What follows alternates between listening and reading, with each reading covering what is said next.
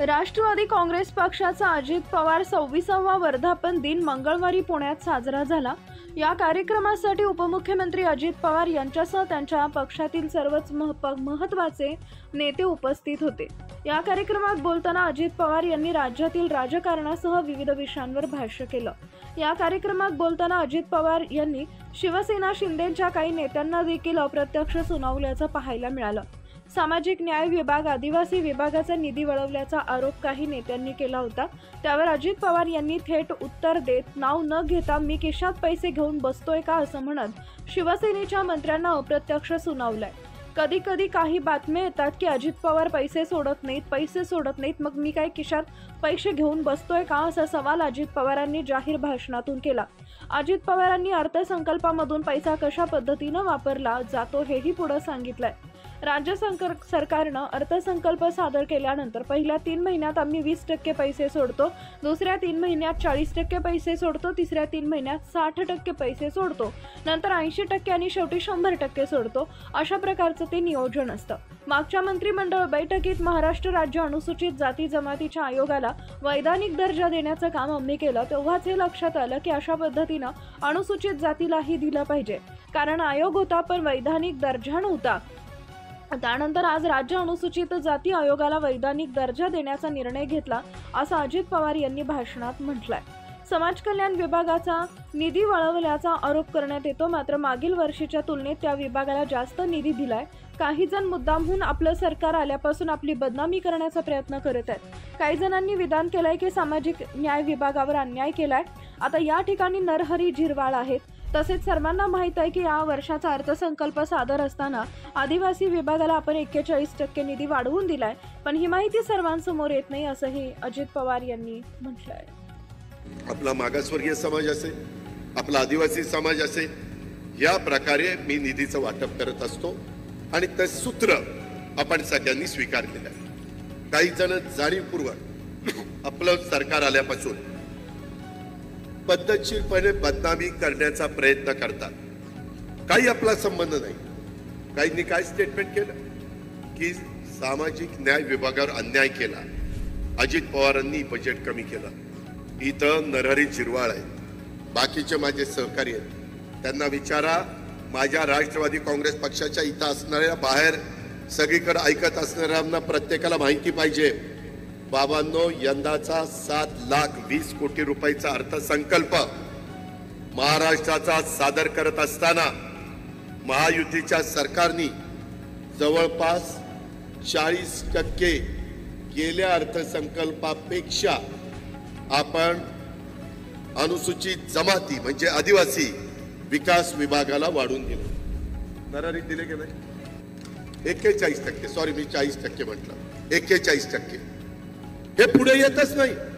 कुणीतरी सांगतं अजित पवारांनी अन्याय केला, मग त्याच्यातनं माझा कार्यकर्ता थोडासा गडबडतो, थोडासा खचतो, त्याला माहित नसतं की नक्की काय। आता तुम्हाला कळलं पाहिजे की उलट आपण 41% गेल्या वर्षीच्या तुलनेमध्ये माझ्या आदिवासी समाजाला जास्तीचे दिलेले।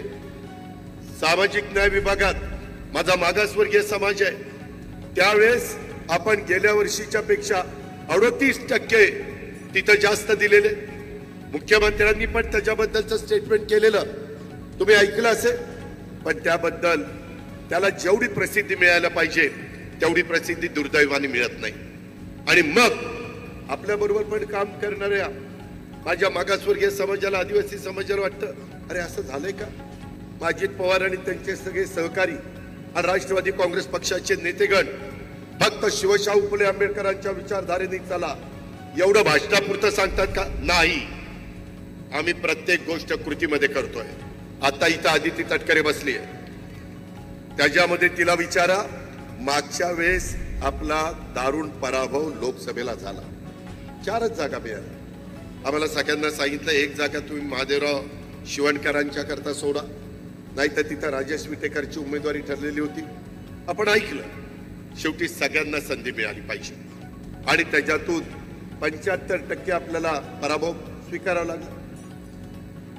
प्रांताध्यक्षामुळं 1 जागा निवडून आली, 25% झाले आणि तिथं थोडस गडबड झाली। कार्यकर्त्यांच्या मनामध्ये चलबिचल झाली, अरे काय झालं, कशामुळे झालं। काय त्याच्यातनं आपलं चुकलंय का. आणि हे सगळं होत असताना आम्ही पण विचार केला, कारण आम्ही आज राजकारण करत नाही.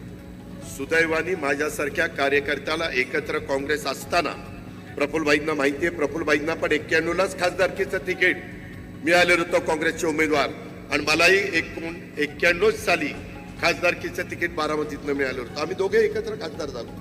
नंतर काही राजकीय घडामोडी घडल्या, मला राज्याच्या राजकारणात यावं लागलं, आदरणीय पवार साहेबांना दिल्लीत जावं लागलं. पण त्यावेळेस आम्ही काँग्रेसमध्ये आपण सगळे होतो, आणि त्यानंतर 99ला स्थापना झाली.